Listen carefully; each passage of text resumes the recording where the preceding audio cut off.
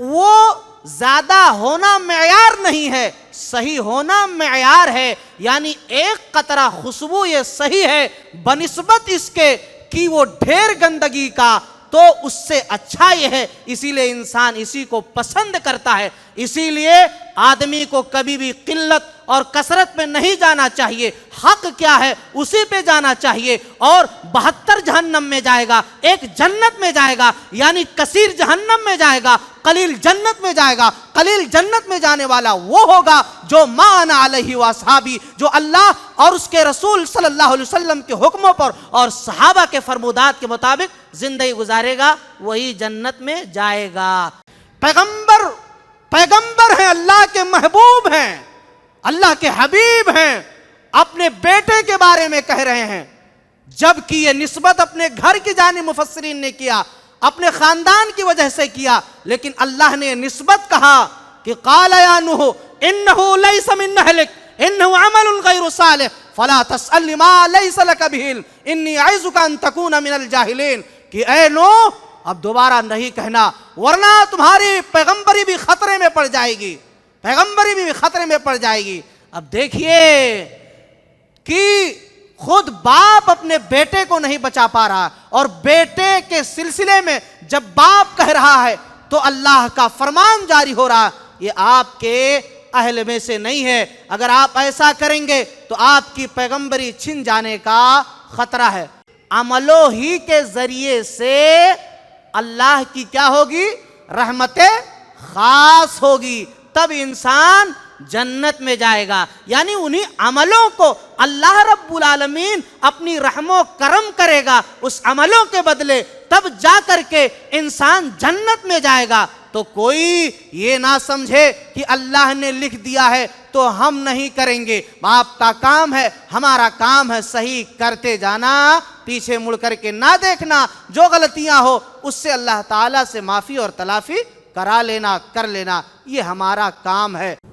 الحمد للہ نحمده ونستعینه ونستغفره ونعوذ باللہ من شرور انفسنا ومن سیئات اعمالنا من يهده الله فلا مضل له ومن يضلله فلا هادي له وأشهد أن لا إله إلا الله وأشهد أن محمدا عبده ورسوله. يا أيها الذين آمنوا اتقوا الله حق تقاته ولا تموتن إلا وأنتم مسلمون. يا أيها الناس اتقوا ربكم الذي خلقكم من نفس واحدة وخلق منها زوجها وبث منهما رجالا كثيرا ونساء واتقوا الله الذي تساءلون به والأرحام إن الله كان عليكم رقيبا. يا أيها الذين آمنوا اتقوا الله وقولوا قولا سديدا يصلح لكم أعمالكم ويغفر لكم ذنوبكم ومن يطع الله ورسوله فقد فاز فوزا عظيما. أما بعد فإن خير الحديث كتاب الله وخير الهدي هدي محمد صلى الله عليه وسلم وشر الأمور محدثاتها وكل محدثة بدعة وكل بدعة ضلالة وكل ضلالة في النار. أعوذ بالله من الشيطان الرجيم. بسم الله الرحمن الرحيم.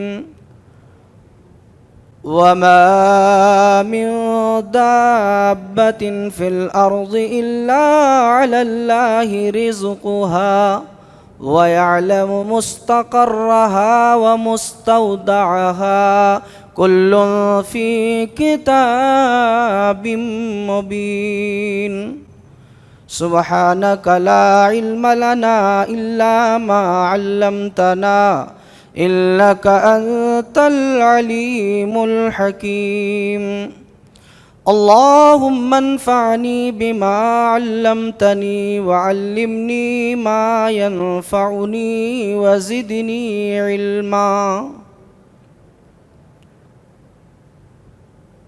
اسلامی بھائیوں، پیارے بچوں، پردہ نشین ماں اور بہنوں، قیام اللیل میں پڑھے گئے 12ویں پارے کی منتخب آیات کی مختصر تفسیر انشاءاللہ آپ کے سامنے پیش کی جائے گی۔ اللہ سے دعا گو ہوں کہ رب العالمین ہمیں صحیح کہنے اور ہم سب کو کتاب و سنت کی پوری باتوں پر پوری طرح سے عمل کی توفیق عطا فرمائے، آمین۔ شروع کروں اس سے پہلے آپ کے جذبے اور ولولے کو دیکھتے ہوئے اللہ تعالیٰ سے دعا کرتا ہوں کہ اللہ ہم سب کو اسی طرح جنت الفردوس میں اعلیٰ مقام عطا فرمائے اور ہم سب کا ساتھی اللہ رب العالمین جنت میں بنائے، آمین۔ 12ویں پارے کی ابتدا سورہ ہود سے ہوتی ہے، چونکہ 11ویں پارے ہی سے سورہ ہود کی ابتدا ہے، تو ہم وہیں سے بات کو شروع کرنے کی کوشش کر رہے ہیں۔ اللہ تبارک و تعالی نے اس سورہ کریمہ کی ابتدا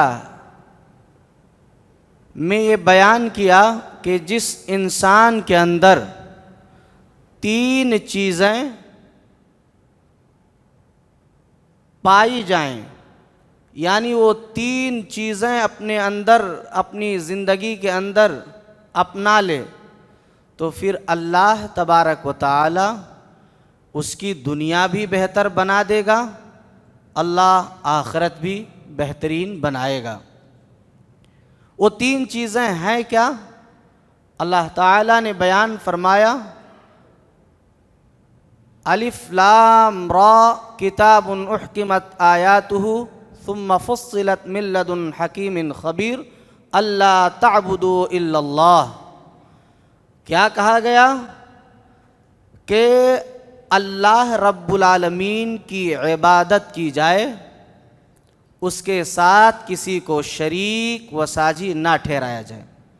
پہلی چیز کہ اللہ رب العالمین کے ساتھ شرک نہ کیا جائے، عبادت صرف اللہ ہی کی جائے، اس کے علاوہ کسی اور کی نہیں۔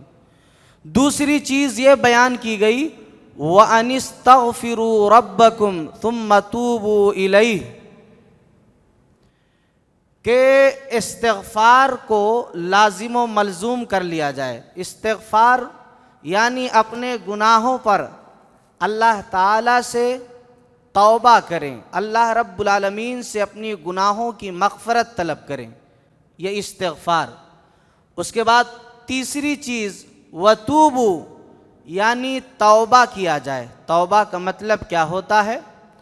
کہ انسان اپنی گناہوں سے ہمیشہ کے لیے پلٹ جائے، یعنی یو ٹرن لے لے، اب پھر اس غلطیوں کی جانب نہ جائے، اپنی زندگی کو سدھار لے۔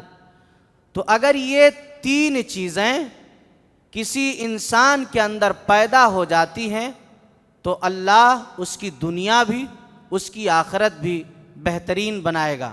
پہلی چیز کیا ہے بتائیے؟ شرک نہ کرے انسان. دوسری چیز کیا ہے؟ استغفار. تیسری چیز توبہ ہے. یہ تین چیزیں جس انسان میں پائی جائیں اللہ اس کی دنیا بھی اس کی آخرت بھی بہترین بنائے گا. یہ میں نہیں بلکہ قرآن کریم بیان فرما رہا ہے یمتعکم متاعا حسنا وَيُؤْتِ كُلَّ ذِي فَضْلٍ فَضْلًا. یمتعکم متاعا حسنا سے دنیا مراد ہے، یعنی دنیا بہترین بنے گی، اور وَيُؤْتِ كُلَّ ذِي فَضْلٍ فَضْلًا اس سے مراد آخرت ہے، یعنی آخرت اللہ بہترین بنائے گا. اب آگے چلتے ہیں. پارے کی شروعات ہو رہی ہے کہ اللہ تبارک و تعالی تمام جانداروں کی روزیاں دینے والا ہے، اس کا ذمہ دار ہے. اللہ رب العالمین تمام جانداروں کی روزیاں دینے والا ہے، یہ اللہ کے ذمہ طے ہے، اللہ نے اپنے اوپر فرض قرار لیا ہے، ضروری کر دیا ہے. تو کون سی مخلوق کہاں ہے اور کس مخلوق کو روزی کہاں پہنچانی ہے یہ اللہ بخوبی جانتا ہے. کون سی مخلوق کہاں ہے؟ کالی چیوٹی کالی رات میں کالے غار کے اندر چل رہی ہے، یہ اللہ تبارک و تعالی جانتا ہے. کیا ہے؟ جانتا ہے. یہ اللہ کے کمال علم کی دلیل ہے کہ اللہ رب العالمین بخوبی واقف ہے ان تمام معاملات سے. دوسری بات، روزی اللہ رب العالمین دے گا. کہاں دے گا؟ یہ اللہ رب العالمین کے کمال قدرت کی دلیل ہے. اسے علم ہے کہاں ہے، یہ اس کے جو ہے کمال علم کی دلیل ہے، اور اللہ دے گا روزی کہاں پر جہاں وہ ہے، وہ اس کے کمال قدرت کی دلیل ہے کہ اللہ تبارک و تعالی روزی دینے والا ہے. جب اللہ رب العالمین روزی دینے والا ہے، روزی کا ذمہ دار ہے، یہ اللہ خود کہہ رہا ہے.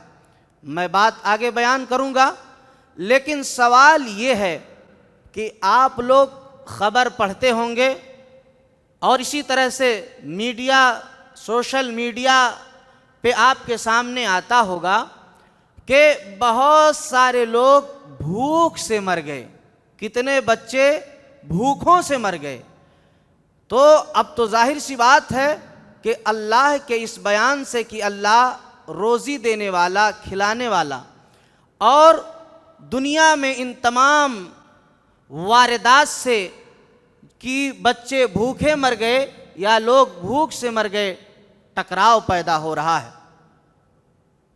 ایک انسانی ذہن میں ایک سوال پیدا ہو رہا ہے، آخر بھوک سے کیوں مر گئے؟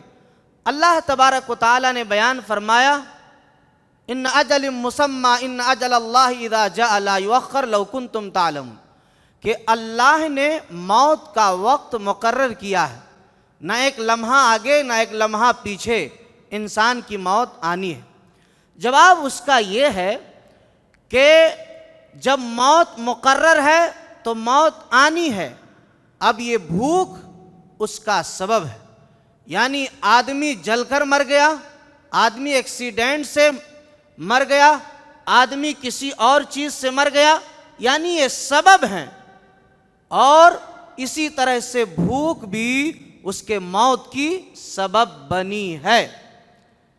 یعنی اللہ تبارک و تعالی نے، کیونکہ حدیث پاک ہے کہ جس کی روزی جتنی ہے بنا اس روزی کو پائے ہوئے بنا اسے کھائے ہوئے انسان اس دنیا سے نہیں جا سکتا.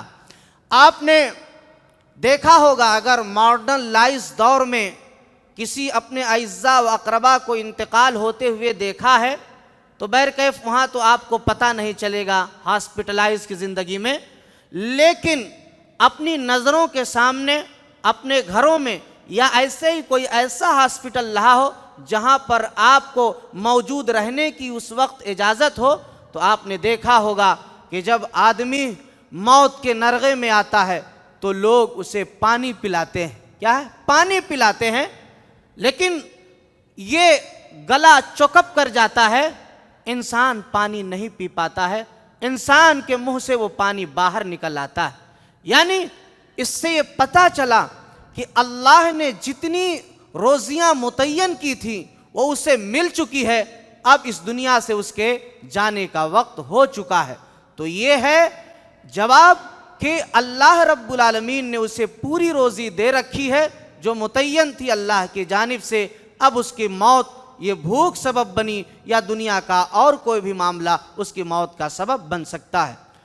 اس کے بعد ایک شخص نے یہ کہا کہ اللہ تبارک و تعالی روزی دیتا ہے، کیسے دیتا ہے؟ میں اس کو اپنی آنکھوں سے دیکھنا چاہتا ہوں. ایک واقعہ میں آپ کے سامنے نقل کر رہا ہوں کہ ایک شخص کا گزر ایک جنگل سے ہوا، اور جنگل میں جو ہے ایک کراہنے کی آواز آ رہی تھی. آدمی نے اس کراہنے کی آواز کو سننے کے بعد اس کی جانب بڑھا تو دیکھا کہ ایک گہرا گڈھا ہے، اور اس گڈھے کے اندر ایک لومڑی ہے جو اپاہج ہے، لولی ہے، اور وہ اس گڈھے سے باہر نکلنا چاہتی ہے. چنانچہ اس کے آس پاس نہ کوئی قریہ ہے نہ کوئی بستی ہے. آدمی کے دل میں آیا کہ اللہ، آج میں وما من دابۃ فی الارض الا علی اللہ رزقھا کی تفسیر کہ اللہ جو ہے روزی اپنی مخلوقات کو دیتا ہے، میں اسے اپنی آنکھوں سے دیکھنا چاہتا ہوں. بیان کیا کہ وہ ایک درخت کے اوپر چڑھ گیا اور اس کے بعد وہاں سے وہ دیکھنے لگا تو ایک جانور جسے 12 سنگا کہا جاتا ہے، ایک شیر اسے دوڑاتے ہوئے کافی دور سے لا رہا تھا. اور اس کے بعد وہیں کہیں قریب میں جا کر کے وہ جانور 12 سنگا جھاڑی کے اندر اس کی سینگ پھنس گئی. اب اس شیر نے اس کے اوپر جھپٹ ماری، اور مارے غصے کے جب جھپٹا تو وہ جانور جو 12 سنگھا تھا وہ اسی گڈھے کے اندر گر گیا، اسی گڈھے کے اندر چلا گیا.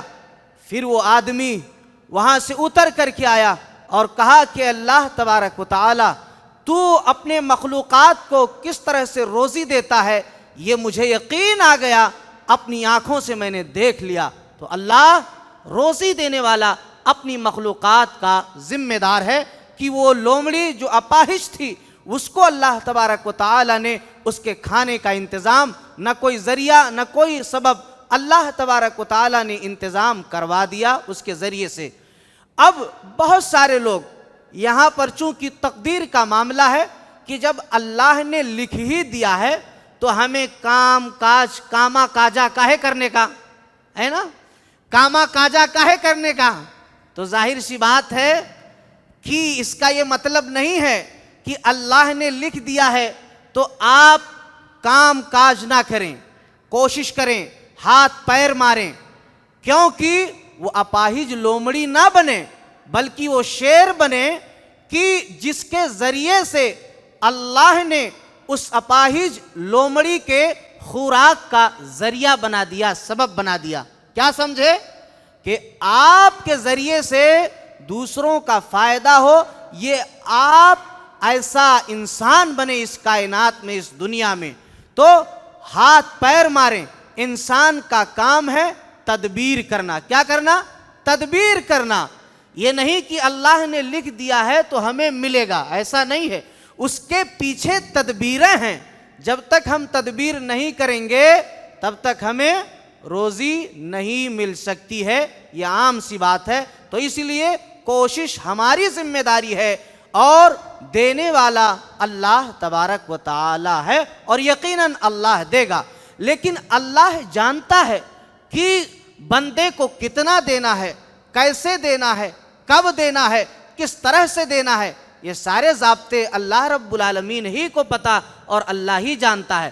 اور اگر ہماری خواہش کے مطابق سب ملنے لگے تو ہم سے بڑا ترم کھاں اس کائنات میں کوئی نہیں ہوگا. اگر ہم کو سب دولت مل ہی گئی ہوتی تو آج میں آپ کے سامنے تھوڑی دکھائی پڑتا. اور ہر آدمی اگر مالدار ہی ہو جائے تو پھر گٹر کا جو ہے کچرا کون صاف کرے گا، نالی کون صاف کرے گا، آپ کے یہاں گلاس کون دھوئے گا، آپ کے ہوٹلہ میں کام کون کرے گا؟ یہ تو سب معاملات ہیں نا۔ تو دنیا کو چلانے کا اور دنیا کے نظام کو مرتب کرنے کا اللہ تبارک و تعالی ہی کا ذمہ ہے۔ اسی لیے اللہ نے کسی کو امیر، کسی کو غریب، کسی کو اللہ تبارک و تعالی نے مال و دولت سے نوازا، کوئی اس کا جو ہے نوکر ہے، اسی طرح سے کوئی مالک ہے۔ یہ سسٹم ہے اللہ رب العالمین کے نظام زندگی چلانے کا، جو اللہ رب العالمین نے اس دنیا میں ہمارے اور آپ کے لیے مرتب کیا۔ اسی لیے ہمیں کبھی بھی جو ہے وہ گھبرانا نہیں چاہیے۔ اسی طرح سے آپ یہ بھی سمجھنے کی کوشش کریں کہ اللہ تبارک و تعالی نے اسی لیے کہا ہے کہ مالدار شخص جو ہے، مال والا، اس کو چاہیے کہ اپنے سماج اور معاشرے کے فقراء، مساکین، محتاج، مفلس و قلاص پر اپنے پیسوں کو خرچ کرے، اس کی ذمہ داری بنتی ہے۔ اللہ سبب بناتا ہے ایسے لوگوں کو اور اللہ عطا کرتا ہے، تو اللہ ہی بہتر جاننے والا ہے۔ اب آئیے اس کے بعد ہم آگے چلتے ہیں اور یہ سمجھنے کی کوشش کر لیتے ہیں کہ اللہ نے کہا وَيَعْلَمُ مُسْتَقَرَّهَا وَمُسْتَوْدَعَهَا۔ مستقر سے مراد یہ لیا گیا، بعض مفسرین نے مستقر سے مراد یہ لیا کہ جب انسان رحم مادر میں پلتا ہے، یعنی رحم مادر کے اندر اس کا وجود ہوتا ہے، تو اللہ رب العالمین اس کی روزی روٹیاں کیا کرتا ہے؟ رب العالمین انتظام کر دیتا ہے۔ وہیں سے اللہ تبارک و تعالی اس کی روزی کا ذمہ دار ہے اور اللہ رب العالمین روزیاں عطا کرتا ہے۔ پھر اسی طریقے سے مستودعہ کا مطلب دنیا کے اندر جب وہ آتا ہے تو اللہ رب العالمین اس کی روزی روٹی دیتا ہے۔ ایک تفسیر تو یہ بیان کی گئی، دوسری تفسیر یہ بیان کی گئی کہ مستقر سے مراد کہ آدمی جہاں مستقل طور پر رہتا ہے، جیسے آپ کرنول میں، آندھرا پردیش میں مستقل طور سے رہتے ہیں، تو یہ مستقر کا مراد لیا گیا، اللہ تعالیٰ روزی روٹی دیتا ہے۔ اور اسی طرح سے مستودع کا مطلب یہ مراد لیا گیا کہ قبر، یعنی آدمی جہاں دفن کیا جا رہا ہو، قبر مراد لی گئی ہے۔ آپ دیکھتے ہوں گے کہ ایک آدمی زندگی بھر کرنول میں رہا، لیکن اس کی میت، اس کا انتقال، اس کی وفات کہیں اور ہو جاتی ہے۔ وہ کہیں گیا تھا، اتفاق سے کہیں ہو گئی، اب اس کی جنازہ اور تدفین بھی وہیں ہو جاتی ہے، تو یہ ہے جو ہے مستودع۔ اسی طرح سے مستودع سے باعث بعد الموت، مرنے کے بعد دوبارہ زندہ کیے جانے کی دلیل بڑی اچھی مل رہی ہے۔ وہ یہ ہے کہ جب آدمی دفن ہوگا، زمین کے حوالے ہوگا، تو یہ مستودع یعنی امانت، تو زمین کے حوالے امانت کر دی گئی۔ کیا ہے؟ انسان دفن ہوا، قبروں میں مدفون ہوا اور جو ہے وہ زمین کے حوالے ہو گیا، تو اس طرح سے یہ انسان جب حوالے ہوا، جاندار جب حوالے ہوا، تو اللہ تبارک و تعالی نے زمین کے حوالے ہمیں اور آپ کو کر دیا۔ مرنے کے بعد اب زمین نے اپنی امانت لے لی ہے، یعنی اللہ کی امانت کو اپنے حوالے کر لیا ہے۔ پھر ایک وقت وہ آتا ہے کہ نبی پاک صلی اللہ علیہ وسلم نے بیان فرمایا کہ جب دوبارہ سور پھونکا جائے گا، کیا ہوگا؟ دوبارہ سور پھونکا جائے گا۔ پہلے سور میں دنیا کا خاتمہ ہوگا، دوسرے سور کے اندر کیا ہوگا کہ لوگ قبروں سے نکل کر کے میدان محشر کی طرف چل پڑیں گے، دوڑ پڑیں گے۔ ام المومنین اما عائشہ صدیقہ رضی اللہ تعالی عنہا نے اس منظر کے تعلق سے پوچھا تھا کہ پیارے نبی نے بیان فرمایا کہ جب دوبارہ سور پھونکا جائے گا تو لوگ قبروں سے نکل کر کے میدان محشر کی طرف ننگے ہوں گے، جسموں پر لباس نام کی کوئی چیز نہ ہوگی۔ اما عائشہ صدیقہ رضی اللہ تعالی عنہا نے پوچھا، اے اللہ کے رسول، لوگ قبروں سے نکلیں گے اور میدان محشر کی طرف چلیں گے، ان کے جسموں پر لباس نام کی کوئی چیز نہ ہوگی؟ کہا ہاں، ان کے جسموں پر لباس نام کی کوئی چیز نہیں ہوگی۔ پیارے نبی صلی اللہ علیہ وسلم سے اما عائشہ پوچھتی ہیں کہ اے اللہ کے نبی صلی اللہ علیہ وسلم، کیا مرد عورت دونوں اکٹھے ہوں گے؟ کہا ہاں، مرد عورت دونوں اکٹھے ہوں گے۔ کہا اے اللہ کے نبی، تو دونوں ایک دوسرے کو دیکھ رہے ہوں گے؟ اے عائشہ، الامر اشد من ان ينظر بعضهم الى بعض،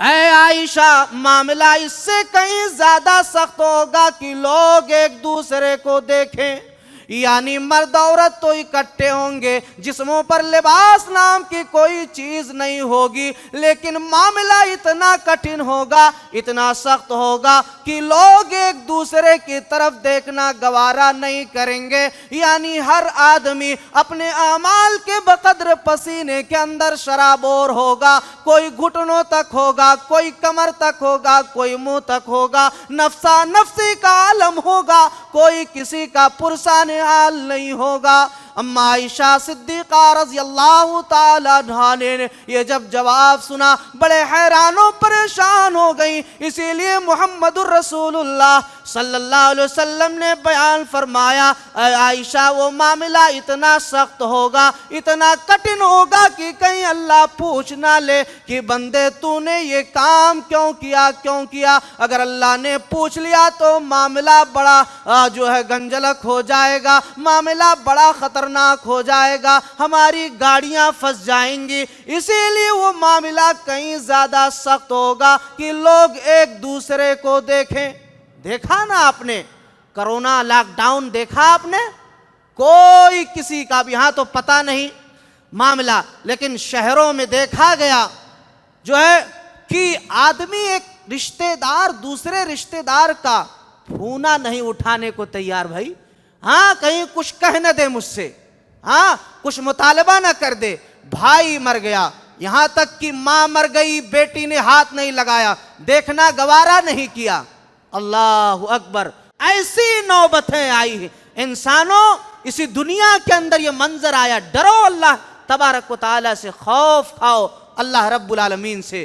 تو میں یہ بیان کر رہا تھا کہ زمین اللہ رب العالمین کے حوالے اللہ کا حکم ہوگا تو لوگوں کو کر دے گی۔ اس کے بعد یہ بیان کیا گیا کہ زمین و آسمان کو اللہ تبارک و تعالی نے والذی خلقکم فی ستۃ ایام، کتنے دن میں پیدا کیا؟ 15 دن میں۔ کتنے دن میں؟ ہاں حاضر ہیں دماغ سے، ایسا نہیں میں یہاں ہوں میرا دل مدینے میں ہے، سمجھ گیا، 6 دن میں اللہ نے پیدا کیا۔ اچھا، اگر اللہ تبارک و تعالی چاہتا تو لفظ کن کہہ دیتا، دنیا یوں ہی وجود میں آ جاتی، آسمان و زمین یوں ہی بن جاتے، لیکن یہ 6 دن اللہ تعالی نے کیوں لایا؟ جانتے ہیں اس کے کئی اشکالات اور جوابات ہو سکتے ہیں۔ پہلا اشکال یہ ہے کہ کوئی یہ نہ سمجھے کہ یہ دنیا بے مقصد بولو پیدا کی گئی ہے، یا آسمان و زمین کو بے مقصد اللہ تعالیٰ نے نہیں پیدا کیا ہے، با مقصد اللہ نے بنایا ہے اس زمین و آسمان کو۔ اب جیسا سائنس پڑھنے والے آج بھی لوگ کہتے ہیں کہ کیا نام ہے، دنیا ایک دھماکہ ہوا، ہاں کیا بولے، ایک دھماکہ ہوا، بول کے ایک دھماکہ ہوا، اور پھر ایسے ہی یہ دنیا وجود میں آ گئی۔ انسان پہلے کیا تھا؟ بولو سائنس پڑھنے والوں، بندر تھا، یعنی ایک کے بعد ایک اس میں ڈیولپمنٹ ہوتا چلا گیا۔ یہ لوگوں کے اپنے اپنے بیانات ہیں۔ بہرکیف میں اس طرف نہ جا کر کے یہ بیان کرنا چاہتا ہوں کہ اللہ نے 6 دن کے اندر اس لیے بنایا کہ تاکہ اس کی اہمیت اجاگر کی جائے، اور لوگاں یوں نہ کہہ سکیں یوں ہی، اگر ایسے ہی کن سے بنا دیا ہوتا تب تو یہ تو جو کہہ رہے ہیں صاحب کہ ایسے ہی دھماکے سے دنیا وجود میں آ گئی تو باتاں صحیح ہو جاتی نا. لیکن اللہ کے اسی 6 دن کے بیان سے کہ ایک دھماکے سے نہیں بلکہ اس میں ٹائم لگا ہے, تو اس پیریڈ میں اللہ نے بنایا. اور وقت اس لیے لگا 5 دن میں, 4 دن میں, 7 دن میں, اور دنوں میں بھی اللہ بنا سکتا تھا. لیکن اس کا جواب یہ ہے کہ جو چیز جتنا محتم بشان ہو, جتنی اچھی ہوتی ہے, اس میں تھوڑا بہت پروسیسنگ ہوتا ہے. کیا ہے؟ پروسیس ہوتا ہے. پھر اس کے بعد وہ کام آپ کے سامنے اس کا رزلٹ آتا ہے. تو اس طرح سے یہ بات بھی سمجھ میں آئی کہ ہر کام کے پیچھے وقت کا لگانا ضروری ہوتا ہے. تو اس طرح سے اللہ تعالی نے اس آسمان و زمین کو 6 دن میں پیدا کیا. اچھا, جب اللہ نے پیدا کیا تو اللہ کا عرش کہاں تھا؟ کہاں تھا؟ ہاں, اللہ کا عرش اسی آیت کے اندر ہے. اللہ کا عرش پانی کے اوپر تھا. کہاں تھا؟ پانی کے اوپر تھا. اللہ اکبر. اللہ تعالیٰ نے اس دنیا کا وجود بخشا. اچھا, کس دن سے لے کر کے کس دن تک یہ 6 دن پورے ہوئے زمین و آسمان کی تخلیق کے؟ بتا سکتے ہیں؟ بولیے. سنیچر سے لے کر کے جمعرات پر جا کر کے ختم ہوا. کہاں سے؟ سنیچر سے لے کر کے جمعرات. نہیں سمجھ میں آئی؟ Saturday, from Saturday to Thursday. سمجھ میں آ گیا؟ ہاں. تو یہاں سے اللہ تعالیٰ نے جو ہے یہ دن کو بنایا, یا آسمان و زمین کی تخلیق یہ 6 دنوں کے اندر کی. اچھا, آدم علیہ السلام کی تخلیق کس دن ہوئی؟ ہاں, جمعہ کے دن. ہاں, یہ صحیح حدیثوں سے ثابت ہے. تو اتنی بات اگر ہم جان لیے ہیں تو پھر ہم آگے چلنے کی کوشش کرتے ہیں. اللہ تبارک و تعالی نے جو ہے سب سے پہلے رب العالمین نے کس چیز کو پیدا فرمایا؟ بولو. قلم کو. کیا ہے؟ قلم کو پیدا کیا. انسان کی تخلیق سے 50,000 سال پہلے اللہ رب العالمین نے قلم کی تخلیق کی. اللہ نے قلم سے کہا کہ لکھ.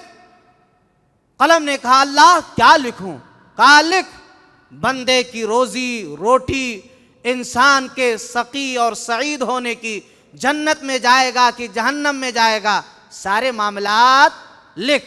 قلم نے لکھ دیا اللہ تبارک و تعالیٰ کے حکموں پر. تو ہماری تقدیراں بولو لکھی جا چکی ہیں. کیا ہے؟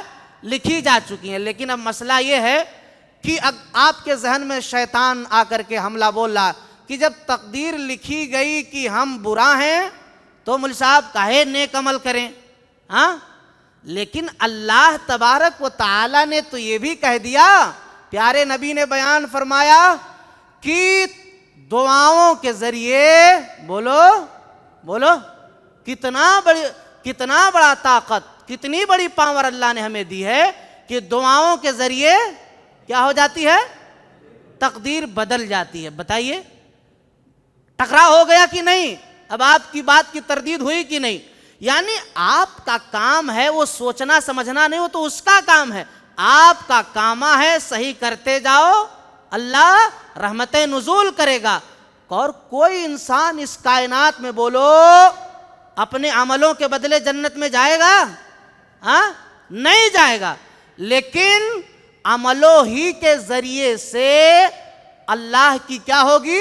رحمت خاص ہوگی, تب انسان جنت میں جائے گا. یعنی انہی عملوں کو اللہ رب العالمین اپنی رحم و کرم کرے گا اس عملوں کے بدلے, تب جا کر کے انسان جنت میں جائے گا. تو کوئی یہ نہ سمجھے کہ اللہ نے لکھ دیا ہے تو ہم نہیں کریں گے. آپ کا کام ہے, ہمارا کام ہے صحیح کرتے جانا, پیچھے مڑ کر کے نہ دیکھنا. جو غلطیاں ہو اس سے اللہ تعالیٰ سے معافی اور تلافی کرا لینا, کر لینا, یہ ہمارا کام ہے. تو لکھ دیا گیا. اسی طرح سے اللہ رب العالمین نے انسانی فطرت کے ان تمام مناظر کا تذکرہ کیا ہے کہ وَلَئِنْ أَذَقْنَا الْإِنسَانَ مِنَّا رَحْمَةً, کہ جب انسان کو نعمتیں ملتی ہے تو انسان کیا ہوتا ہے؟ بولو, ایک دم آپن کا آئیم، ہاں میں ہی سب کچھ ہوں، یعنی اترانے لگتا ہے. اور جیسے نعمتیں چھن جاتی ہے تو بولو پھر ساری بڑ بولے پن ختم ہو جاتے ہیں. پھر اس کا حقہ پانی کچھ سمجھ میں نہیں آتا اب کیا کریں. یعنی انسان کیا سمجھتا ہے کہ جو کچھ میں کر رہا ہوں وہ جو ہے میرے کرنے کی وجہ سے ملتی ہے. کیا یہ بات صحیح ہے کہ انسان کے کرنے کی وجہ سے ملتی ہے؟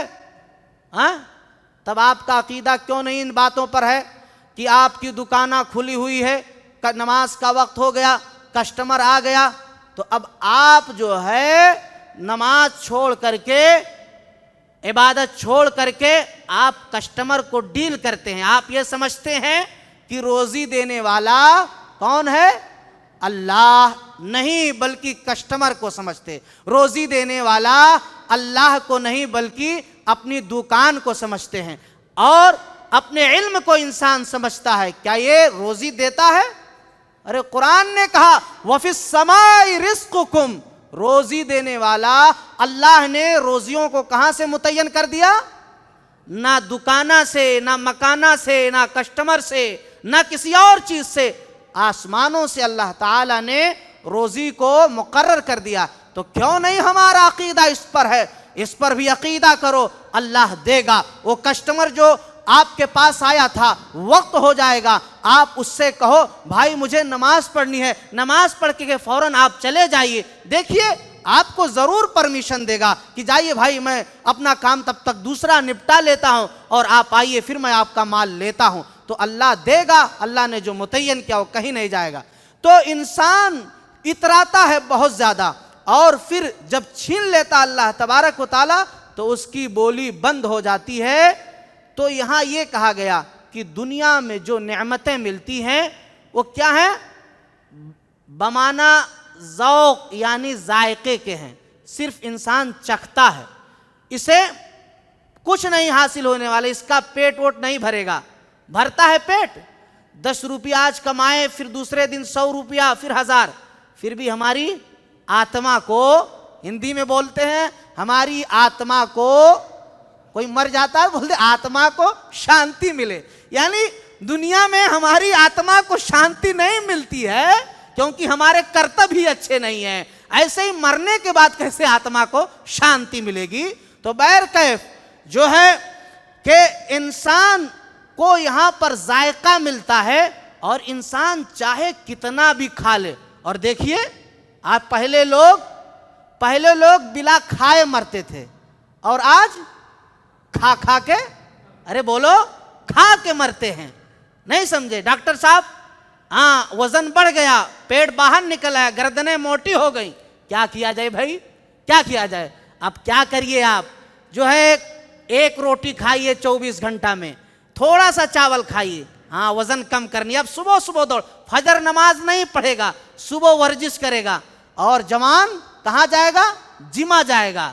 اور سن لو جم کے کرنے والوں، یاد رکھو اللہ کی عبادت کو چھوڑ کر کے اور جم میں اپنی جوانی کو برباد کرنے والوں بہت برا حال ہوگا. یہ جم جو جوان جاتا ہے نا، یہ چند دن جاتے ہیں خوب مارتے ہیں، اس کا سائیڈ ایفیکٹ سمجھتے ہو کیا ہوتا ہے؟ اور پھر اس پہ پاؤڈر لیتے ہیں تاکہ یہ باڈی بنے. ارے آپ ان کا باڈی بنا کے کچھ نہیں ہونے والا ہے. آپ صحت اور تندرستی بناؤ، اللہ سے صحت مانگو، نماز پڑھو، اس کے بعد آپ جم کرو، آپ روڈوں پہ چلو، آپ اپنی صحت کا خیال رکھو، یہ اہم مسئلہ ہے. لیکن اب آپ جو ہے کھائے چلے جا رہے ہیں تو کوئی دوائی کام کرے گی؟ نہیں کرے گی. تو پہلے کے لوگ کیا ہے، بھوک سے بیچارے کھانے کو نہیں ملتا تھا، آج کے لوگ کھا کھا کے مر رہے ہیں. کتنا دور بدل گیا، اللہ تعالیٰ نے کتنی خوشحالی عطا فرمائی. اللہ رب العالمین کا شکریہ ادا کرنا چاہیے. ہمارے باپ دادا تھے، اس میں بہت سارے بزرگ ہوں گے، باپ دادا تھے تو پہلے کیا ہوتا تھا کہ 1-2 جوڑی کپڑا رہتا تھا. تو کبھی کہیں رشتہ دار کے ہاں جانا ہوتا تھا تو وہ نکال کر کے اپنے جو پاکٹ رہتی تھی وہ پہن کر کے جاتے تھے. کھانا بہت کم، ایسا ہفتوں میں مہینوں میں جو ہے کیا نام ہے مرغ مسلم ملتا تھا، یہ پہلے کا دور. لیکن آج کا دور ایسا ہے، ہر آدمی اچھا پہنتا ہے، اچھا کھاتا ہے، اور اب تو یہ سمجھیے کہ ہفتے میں ایک آدھ دو دن چھوڑ کر کے ہمیشہ چکن مٹن کیا ہے سب بٹر فلائی کھاتا رہتا ہے. یہ اللہ رب العالمین کی نعمتیں ہیں. انسانوں ان نعمتوں پر شکریہ ادا کرنا چاہیے کہ ہمارے باپ دادا کیسے تھے، اللہ نے ہماری زندگی کو کتنا بہترین بنایا ہے. اللہ اکبر. اسی لیے اللہ کا شکریہ ادا کیا جائے. تو یہ کہہ رہا تھا میں کہ یہ ذوق کے لیے ہے، ذائقے کے لیے دنیا. اور انسان کا پیٹ کب بھرے گا؟ جب انسان مرنے کے بعد جنت میں جائے گا. ساری نعمتیں جب چاہے گا، جیسا چاہے گا، جس وقت چاہے گا، اللہ تبارک و تعالیٰ عطا کرے گا. اچھا، انسان بہت زیادہ، اللہ رب العالمین نے یہاں پر دو صیغے استعمال فرمائے. وَجَعَلْنَا جعلنا کہ ہم نے اسے عطا کیا. وَلَئِنْ أَذَقْنَا اذقنا جمع متکلم کا صیغہ کہ اللہ تعالیٰ نے کہا کہ ہم نے عطا کیا. یعنی جب کوئی بھلائی انسان کو پہنچے تو یہ کیا کرے؟ اپنے جانب نہ منسوب کرے. کس کی جانب منسوب کرے؟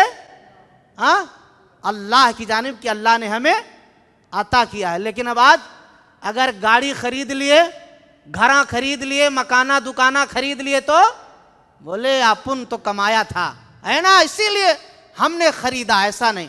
اللہ کی توفیق سے یہ جمع متکلم کا صیغہ اشارہ یہ کر رہا ہے کہ اللہ کی ذات ہی عطا کرنے والی ہے، اللہ کی ذات ہی دینے والی ہے، اور انسان کو ان نعمتوں پر شکریہ ادا کرنا چاہیے. اللہ کی جانب سے جو ہے اس کی نسبت کرنی چاہیے. اور جب کوئی مستہم البأساء، جب کوئی تکلیف پہنچے، پریشانی آئے تو کس کی جانب منسوب کرنا چاہیے؟ بولو، نہیں سمجھ میں آئی؟ کس کے جانب؟ اپنی جانب. کہ جو غلطیاں، جو خطائیں ہوں، انسان کیا ہے؟ اپنی جانب منسوب کرے. یہ ہے حکمت کہ نیکیاں، اچھائیاں اور نعمتوں کے ملنا اللہ کی جانب کرے، اور جب کوئی تکلیف، پریشانی، مصیبت آئیں تو اپنی جانب وہ کرے کہ میری طرف سے، اور جیسا کہ اور باتوں میں ذکر ہے کہ شیطان کی طرف سے غلط کام ہوا ہے. تو اس طرح سے اللہ کی ذات کو منزہ، پاک رکھا جائے. اس کے بعد آگے چلیے. اللہ تبارک و تعالیٰ نے بیان فرمایا، کیا بیان فرمایا رب العالمین نے؟ کہ پیغمبر حضرت نوح علیہ السلام کا ذکر ہے. حضرت نوح علیہ السلام پیغمبر ہیں اللہ تبارک و تعالیٰ کے، جن کا واقعہ بڑا مشہور و معروف ہے. اس واقعے کے اندر یہ تفصیل کہ حضرت نوح علیہ السلام نے کہا لَقَدْ أَرْسَلْنَا نُوحًا إِلَىٰ قَوْمِهِ إِنِّي لَكُمْ نَذِيرٌ مُّبِينٌ کہ اے میری قوم، میں اللہ کے جانب سے تمہاری طرف بھیجا گیا رسول ہوں، جو میں تمہیں آنے والے عذاب سے ڈرانے کے لیے آیا ہوں. پیغمبر اللہ کی طرف سے جو متعین ہوتے وہ اپنی قوم کے بڑے خیر خواہ ہوا کرتے تھے. اپنی قوم کو غلطیوں سے نکال کر کے سیدھی راہ پر لانے کی ان کی ہمیشہ کوششیں رہی. اللہ تبارک و تعالیٰ نے انہیں پیغمبر بنا کر کے بھیجا تھا. اور اتنا ہی نہیں، اچھا پہلے کے لوگ کس بات پہ اعتراض کرتے تھے؟ اس بات پہ اعتراض کرتے تھے کہ پیغمبر اگر اللہ نے بنایا ہے تو ہم ہی میں سے کیوں بنایا؟ کیا ہم ہی میں سے کیوں بنایا؟ پہلے لوگوں کا اعتراض کیا تھا کہ پیغمبر انسانوں میں سے کیوں ہوا؟ اور آج کے لوگ کیا کہتے ہیں؟ پیغمبر انسان نہیں، کیا ہے؟ بولو، نور ہیں، فرشتہ ہیں، وہ نورانی مخلوق ہیں. دیکھیے، پہلے کے لوگ اپنے میں سے انسان کو رسول ماننے کے تیار نہیں تھے، اور آج کے لوگ جو ہے اس بات کے قائل ہیں کہ وہ انسان نہیں، فرشتے تھے. اللہ اکبر، نورانی مخلوق تھے. یہ معاملہ ہے. یہ دونوں کے عقائد میں تردید، اور دونوں کا عقیدہ باطل و بے بنیاد ہے. اللہ تبارک و تعالیٰ نے کہا کہ میں نے تمہیں میں سے اپنا رسول بنا کر کے بھیجا ہے، یعنی پیغمبر بنا کر کے بھیجا ہے، تاکہ تمہیں میرے عذاب کے بارے میں ڈرائے اور تمہیں تمہاری دنیا اور آخرت بہتر بنانے کی تعلیم دے. لیکن وہ قوم نہیں مانی, سمجھاتے رہے. اچھا ایک بات اور جان لو کہ دنیا میں تاریخ گواہ ہے, سیرت بھی گواہ ہے کہ جب بھی حق کو تسلیم کیا ہے تو حق کے تسلیم کرنے والے کس گروپ کے لوگ تھے سماج اور معاشرے میں؟ بولو. ہاں کون؟ کمزور لوگ بیچارے, جن کی سیٹھاں یا حکمراں کوئی حیثیت نہیں دیتے تھے. یہ پرانی تاریخ رہی ہے. اچھا یہی تاریخ جناب محمد رسول اللہ صلی اللہ علیہ وسلم کے صحابی حضرت ابو سفیان رضی اللہ تعالی عنہ سے جب روم کے بادشاہ ہرقل نے پوچھا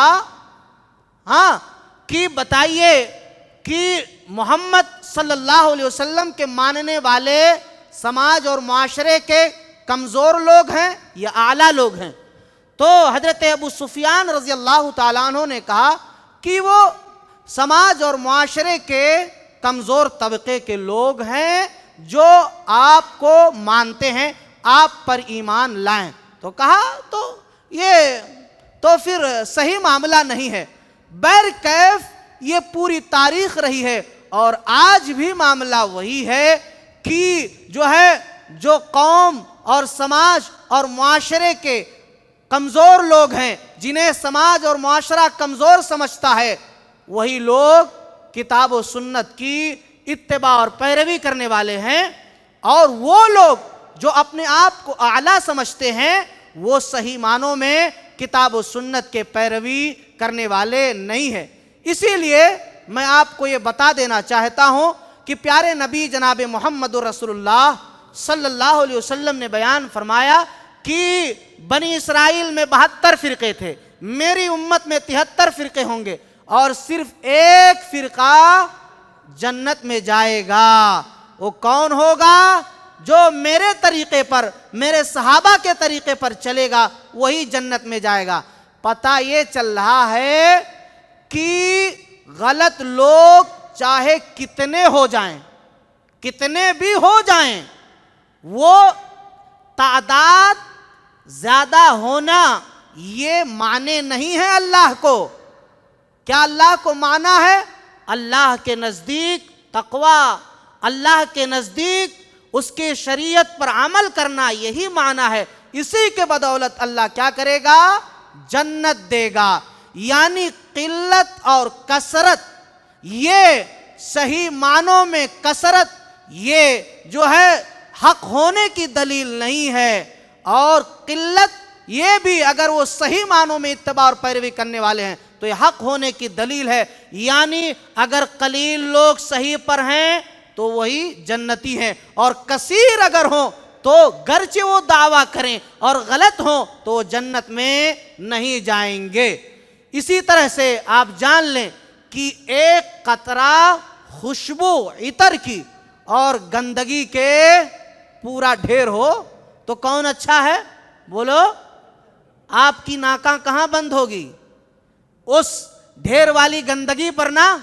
تو ظاہر سی بات ہے وہ زیادہ ہونا معیار نہیں ہے, صحیح ہونا معیار ہے. یعنی ایک قطرہ خوشبو یہ صحیح ہے بنسبت اس کے کہ وہ ڈھیر گندگی کا, تو اس سے اچھا یہ ہے. اسی لیے انسان اسی کو پسند کرتا ہے. اسی لیے آدمی کو کبھی بھی قلت اور کثرت میں نہیں جانا چاہیے. حق کیا ہے اسی پہ جانا چاہیے. اور 72 جہنم میں جائے گا, ایک جنت میں جائے گا. یعنی کثیر جہنم میں جائے گا, قلیل جنت میں جائے گا. قلیل جنت میں جانے والا وہ ہوگا جو ما انا علیہ واصحابی, جو اللہ اور اس کے رسول صلی اللہ علیہ وسلم کے حکموں پر اور صحابہ کے فرمودات کے مطابق زندگی گزارے گا, وہی جنت میں جائے گا. اب آئیے آگے چلتے ہیں. تو حضرت نوح علیہ السلام نے کہا کہ یا قوم لا اسألکم علیہ اجرا, اے میری قوم میں تم سے پیسہ ویسا نہیں مانگتا ہوں, دولت نہیں مانگتا ہوں, دولت تم سے نہیں مانگتا ہوں. اللہ اکبر. تو قوم کے لوگوں نے کیا کیا؟ نہیں مانا. کہا ہے پیغمبر, جھٹلایا اپنے کانوں کو. وہ 29ویں پارے کے اندر اس کا ذکر آئے گا. جیسا جتنی بھی تعلیم دیتے رہے سمجھتے نہیں, سمجھے نہیں, اللہ تبارک و تعالیٰ نے کہا کہ اے میرے پیغمبر آپ یہ ماننے والے نہیں ہیں، لہٰذا ان کو کیا کیا جائے، ان کو جو ہے ان کے اوپر عذابات نازل کی جا رہی ہے، اور آپ کشتی بنائیں۔ تو کشتی جب بنانے لگے تو اس کا بھی مذاق اڑانے لگے، اور اللہ تعالیٰ نے جو ہے سیلاب کے ذریعے، طوفان کے ذریعے سے اللہ تعالیٰ نے ہلاک و برباد کیا۔ اور جب کشتی پر اہل ایمان سوار ہوئے تو جو پیغمبر پر ایمان لائے تھے ان میں آپ کا بیٹا بولو کنعان بھی، کیا ہے، کنعان بھی نافرمانوں میں سے تھا۔ اب یہاں دیکھیے جو یہ کہتے ہیں کہ خواجہ کا دامن، خواجہ کا دامن بولو پکڑ کر مچل جائیں گے، نبی کا دامن پکڑ کر مچل جائیں گے۔ پیغمبر ہیں، اللہ کے محبوب ہیں، اللہ کے حبیب ہیں، اپنے بیٹے کے بارے میں کہہ رہے ہیں، جبکہ یہ نسبت اپنے گھر کی جانب مفسرین نے کیا، اپنے خاندان کی وجہ سے کیا، لیکن اللہ نے نسبت کہا کہ قال یا نوح انہ لیس من اہلک انہ عمل غیر صالح فلا تسأل ما لیس لک به علم انی اعظک ان تکون من الجاہلین، کہ اے نوح اب دوبارہ نہیں کہنا، ورنہ تمہاری پیغمبری بھی خطرے میں پڑ جائے گی، پیغمبری بھی خطرے میں پڑ جائے گی۔ اب دیکھیے کہ خود باپ اپنے بیٹے کو نہیں بچا پا رہا، اور بیٹے کے سلسلے میں جب باپ کہہ رہا ہے تو اللہ کا فرمان جاری ہو رہا، یہ آپ کے اہل میں سے نہیں ہے، اگر آپ ایسا کریں گے تو آپ کی پیغمبری چھن جانے کا خطرہ ہے۔ آئیے مختصراً سورہ یوسف ہے وہ میں تھوڑا بیان کر دیتا ہوں تھوڑے وقتوں کے اندر۔ سورہ یوسف یہ مکی سورہ کریمہ ہے، اور حضرت یوسف علیہ السلام کا واقعہ بڑا مشہور و معروف، آپ جانتے بھی ہیں۔ اللہ تعالیٰ نے کہا الف لام را تلک آیات الکتاب المبین انا انزلناہ قرآنا عربیا لعلکم تعقلون نحن نقص علیک احسن القصص بما اوحینا الیک، کہ حضرت یوسف علیہ السلام اور یعقوب علیہ السلام، حضرت یعقوب علیہ السلام کے کتنے بیٹے تھے؟ ہاں کتنے؟ نہیں بھائی 12 تھے، کہ حضرت یوسف علیہ السلام کے خواب کا تذکرہ ہے کہ حضرت یوسف علیہ السلام نے کہا انی رأیت 11 کوکبا والشمس والقمر رأیتہم لی ساجدین، کہ میں نے دیکھا کہ 11 ستارے سورج اور چاند سجدہ کر رہے ہیں۔ تو 11 ستاروں سے مراد بھائیوں کو لیا گیا، مفسرین نے بیان کیا۔ اس کے بعد جو ہے سورج اور چاند سے مراد ماں اور باپ کو لیا گیا ہے۔ بہرکیف حضرت یوسف علیہ السلام باقی جو بھائی تھے وہ الگ ماں سے تھے، اور حضرت یوسف اور بنیامین 2 بھائی یہ ایک ماں سے تھے، سگی ماں سے تھے۔ تو حضرت یعقوب علیہ السلام دونوں بھائیوں سے بڑی محبت کرتے تھے، اور ان دونوں بھائیوں میں سے حضرت یوسف علیہ السلام سے بہت زیادہ محبت کرتے تھے۔ یہ بات آپ کے دیگر بھائیوں کو نہیں بھائی، تو انہوں نے کیا کیا، پلان کیا کہ چلو یوسف کو ہم لوگ کنویں کے اندر ڈال آتے ہیں، معاملہ ہی ختم ہو جائے۔ چنانچہ اپنے باپ یعقوب علیہ السلام کے پاس آئے اور کہا ابا جان آپ انہیں بھیجئے، فارسلہ معنا غدا یرتع ویلعب، کہ آپ انہیں ہمارے ساتھ بھیج دیجئے۔ تو حضرت یعقوب نے کہا کہ نہیں، یہ تو اسے بھیڑیا نگل لے گی، اسے نہیں لے کے جاؤ۔ تو انہوں نے کہا ابا ارے ہم اتنے نکمے ہیں جو بھیڑیا نکل لے گی، نہیں ایسا نہیں ہونے دیں گے اپنے بھائی کے ساتھ۔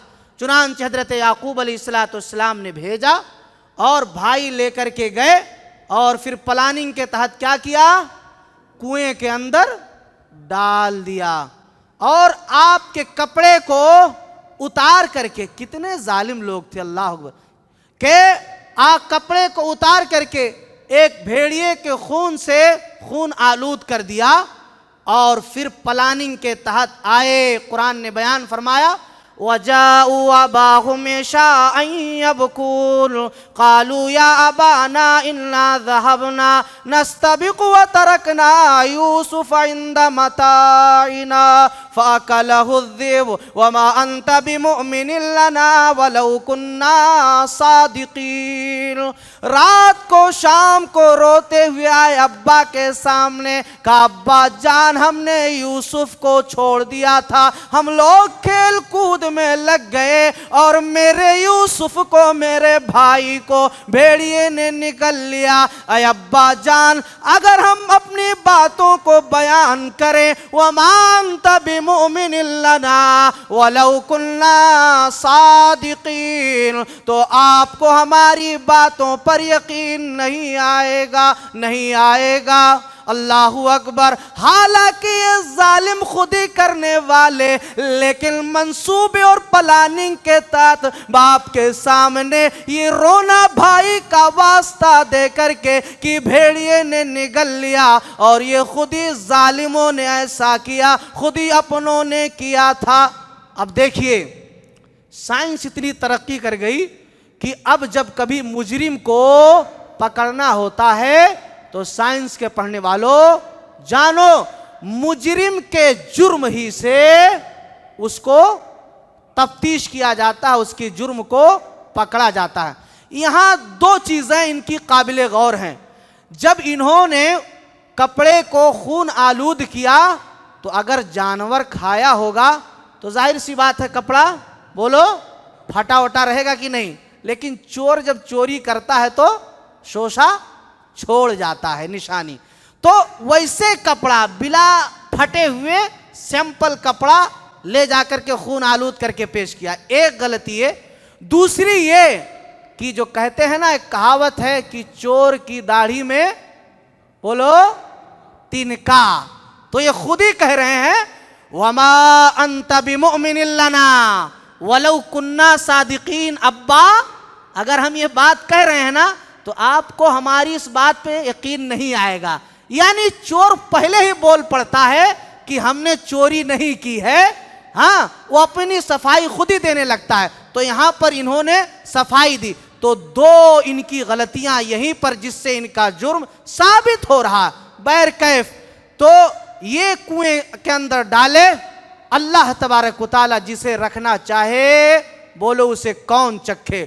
لوگ آئے، قافلہ آیا اور کیا کیا، کنویں کے اندر ڈالے تھے. فارسلہ معنا کہ حضرت یوسف علیہ السلام کو لوگوں نے جب اپنی ڈول کو قافلے نے کنویں کے اندر پانی کی طلب میں ڈالا تو حضرت یوسف علیہ السلام نے اس ڈول کو پکڑ لیا، اس ڈول کو پکڑ لیا. اور جب لوگوں نے باہر نکالا تو دیکھا یہ حسین خوبصورت بچہ ہے. اللہ اکبر. کیسے کیسے تدبیریں کی گئی مٹانے کے لیے، لیکن پروردگار عالم جس کے ساتھ ہو اسے کون مٹا سکتا ہے. لوگ بہت زیادہ خوش ہوئے، کہا کہ یہ تو خوبصورت بچہ ہے. اب لوگ فری میں پا گئے. فری میں پائے تھے نا، جب فری میں کوئی چیز ملتی ہے تو بولو اس کی ویلو ہوتی ہے.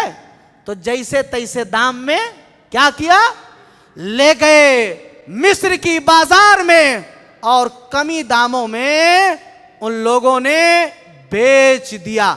اب بادشاہ مصر نے، عزیز مصر نے انہیں خرید لیا اور پھر اپنی بیوی محترمہ کے حوالے کر دیا. اب حضرت یوسف علیہ السلام محل میں پلتے رہے. جب جوانی کی دہلیز پر قدم رکھتے ہیں، خوبصورت رانا اور جوان، اللہ اکبر. قرآن کریم نے بیان فرمایا وَرَاوَدَتْهُ الَّتِي هُوَ فِي بَيْتِهَا عَن نَّفْسِهِ وَغَلَّقَتِ الْأَبْوَابَ وَقَالَتْ هَيْتَ لَكَ قال معاذ الله إنه ربي أحسن مثواي إنه لا يفلح الظالمون. نیت بدل گئی، ارادے بدل گئے.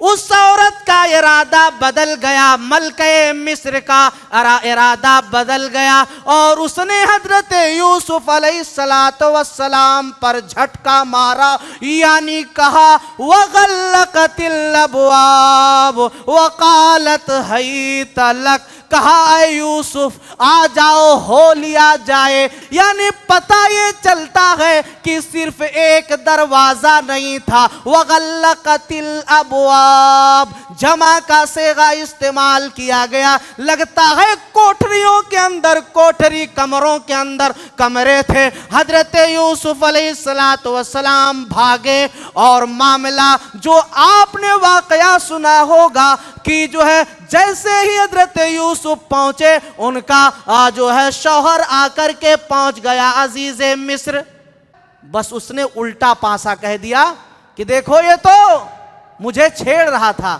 مجھے پکڑنے کی کوشش کر رہا تھا۔ تو قرآن نے کہا وَشَهِدَ شَاهِدٌ مِّنْ أَهْلِهَا کہ اس کی تحقیق کیسے کی جائے کہ کون غلط ہے کون صحیح ہے اپنے دعوے میں۔ تو ایک آدمی آیا تو کہا کہ دیکھیے اگر کپڑا آگے سے پھٹا ہے تو کس کی غلطی ہوگی؟ یوسف علیہ السلام کی، اور اگر پیچھے سے پھٹا ہے تو بولو کس کی غلطی ہوگی؟ ہاں اسی عورت کی غلطی ہوگی۔